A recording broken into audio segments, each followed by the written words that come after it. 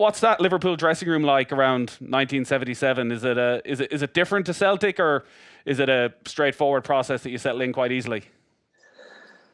Well, we settled in very easily, very similar to Celtic. When you get in, you're made welcome. Jason will know about the dressing room culture.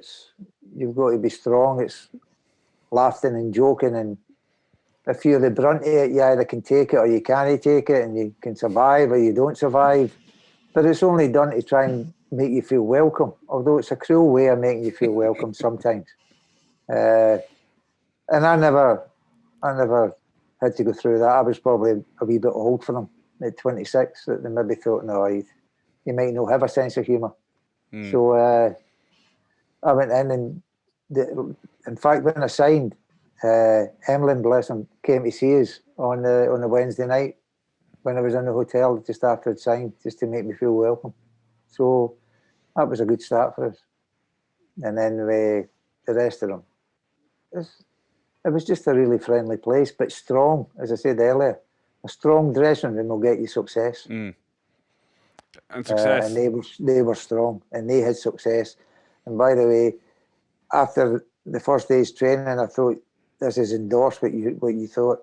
They're hungry for more success. Right. And I was desperate for a European medal. Was it similar to Celtic, the dressing rooms? Were they very similar? Could you see similarities between? It's strong. The thing had moved on for when Celtic were successful. There was more commercial aspect. The players were under, like, sponsors wanting to sign players up, and one thing and another would make them down here. They never really, it wouldn't even be there when the Lisbon Lions were going about the place, really. Yeah. And it crept in a wee bit when I was up there. And sometimes because of that, you get some jealousy, because some players are favoured more than others. But there was some animosity in the dressing room at Liverpool when you came, maybe because of that.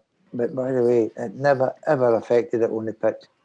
Never anything that was done in the dressing room that was maybe somebody had a gripe about was carried onto the pitch. And I thought that was brilliant. And I couldn't believe when I walked into the dressing room, there was remember the old dressing room? You come through a door, then there was a wee door, and you went in, and inside on the wall was a full-length mirror, and over there was a full-length mirror with an electrical socket next to it.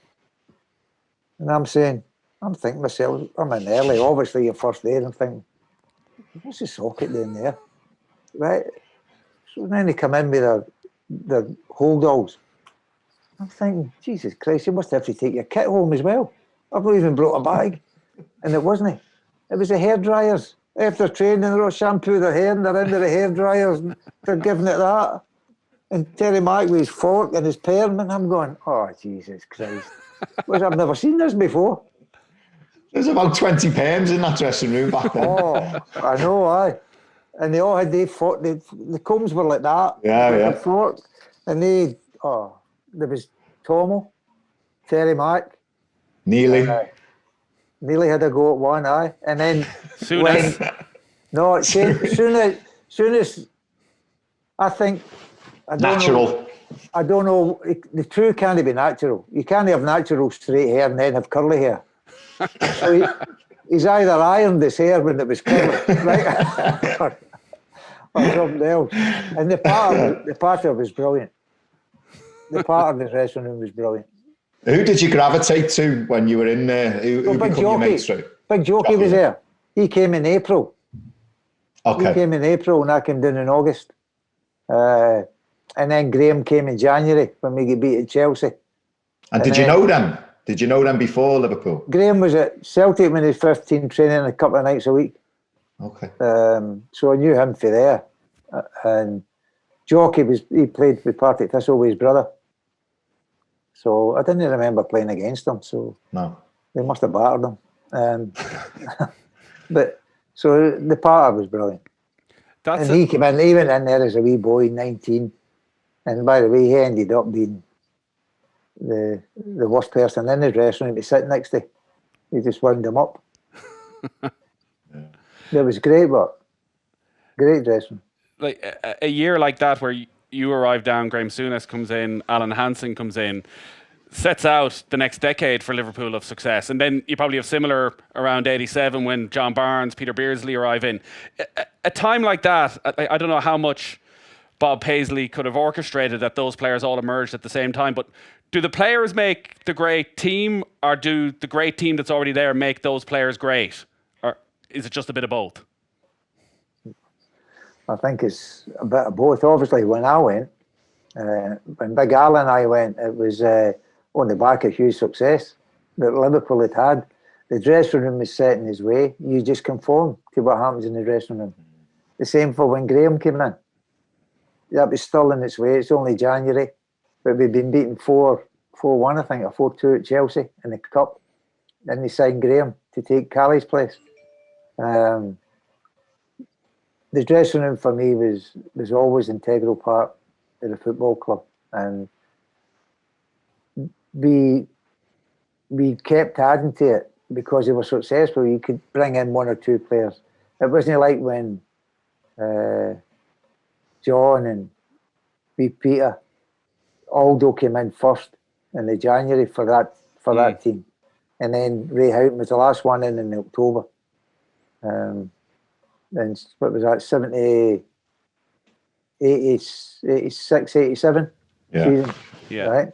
So before that, the first season obviously we had a good season. The second year we won nothing.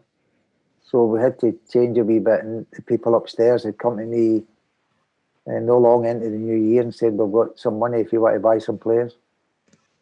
I said, well, it would be helpful. It's either that or I'm getting the sack. Yeah. So to be fair, I gave them a list of players and there was 5 names on it and they got 4 of them. So it wasn't a bad chance. And it just shows you the support that you had from upstairs. Yeah, it certainly does. Just on Souness, because John Giles, who you would have played against, I'm sure, through the years, is on with us all the time and off the ball, and he always refers to Souness as the midfielder of that generation. Even now when he's looking at midfielders, Souness is the one he goes back to compare to. When he arrived in that January from Chelsea to the player he became 4 or 5 years ago, was he the finished article when he arrived at Liverpool? No, I don't think anybody is. I think when he ever the finished article, there's always something you can add to it a wee bit. He'd been at Tottenham, left Tottenham, went to Middlesbrough, did really well at Middlesbrough, and we signed him. And brilliant for us. I think he scored in his debut against Man U, left foot volley, and that was him up and running. But Graeme was a wee bit different to what the rest of the dressing room was.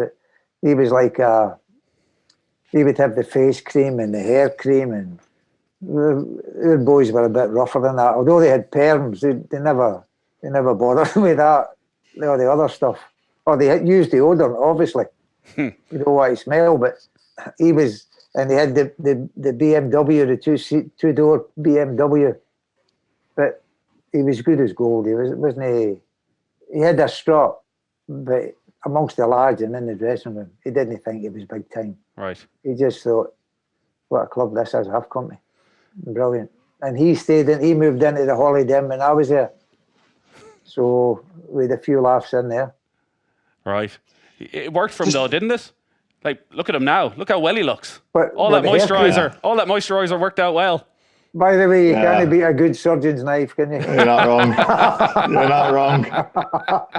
If he goes near a radiator, he's going to melt. He just needs to stay away from it, not.